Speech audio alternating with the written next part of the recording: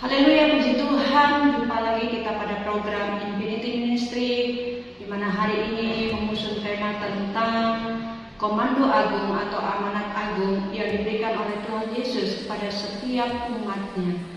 Dan sebagaimana kita sadari bahwa tugas ini bukanlah hanya diberikan kepada pendeta atau para penginjil, tetapi juga diberikan kepada seluruh orang percaya, umat Tuhan, anak-anak Tuhan yang mengaku sudah ditebus oleh darah Kristus. Dan untuk memahami bagaimana amanat agung itu dalam kehidupan atau komando agung itu bekerja, berkarya dalam hidup kita, mari kita bersama akan membaca ayat Alkitab kita sebagai pedoman kita pada pagi hari ini.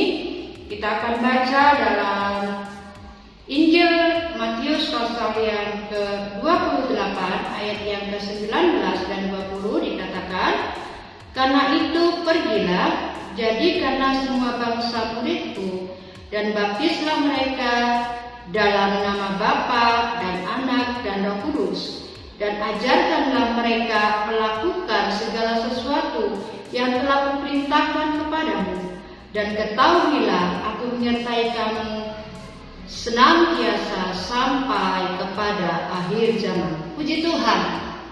Perintah yang diberikan oleh Tuhan Yesus kepada segenap kita umat Tuhan adalah perintah yang sangat mulia yang harus kita lakukan dalam kehidupan kita sementara kita ada di dunia ini. Yang pertama yang harus kita lakukan, perintah yang harus kita kerjakan, yaitu dikatakan dalam ayatnya yang ke-19, "Karena itu pergilah." Tuhan mau kita pergi keluar untuk apa? Untuk memberitakan Injil Kerajaan Allah kepada mereka yang belum terjangkau oleh Injil. Setelah kita pergi, setelah kita keluar untuk memberitakan Injil, apa yang harus kita lakukan? Dikatakan di situ dengan jelas Tuhan Yesus berkata bahwa jadikanlah semua bangsa muridku. Jadi kepergian kita bukan hanya untuk jalan-jalan atau berrekreasi, tetapi kepergian kita pergi untuk menjadikan semua bangsa menjadi murid Tuhan, menjadi murid Kristus. Dan kemudian setelah mereka menjadi murid Kristus, dikatakan tugas yang selanjutnya adalah dikatakan bahwa kita harus mengajarkan mereka. Mengajarkan tentang apa?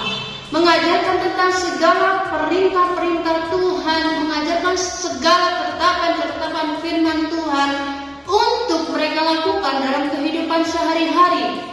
Di mana pada saat kita memberitakan Injil Kerajaan Allah, kita menjadikan orang-orang yang belum mendengar firman Tuhan itu, kita mendidik dan mengajar mereka untuk melakukan kebenaran firman itu.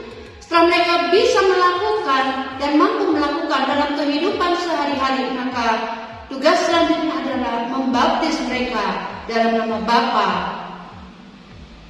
Putra, dan Roh Kudus. Itu adalah tugas yang diberikan kepada kita semua. Dan itu bukan sekedar begitu saja Tuhan memberikan perintahnya kepada kita, tetapi ada mengandung sebuah keharusan yang harus dikerjakan oleh seluruh umat Tuhan yang mengaku sudah ditebus oleh darah Kristus. Kewajiban kita adalah pergi memberitakan Injil dan mengajarkan mereka melakukan ketetapan firman Tuhan, bahkan membaptis mereka menjadi anak-anak kerajaan Allah.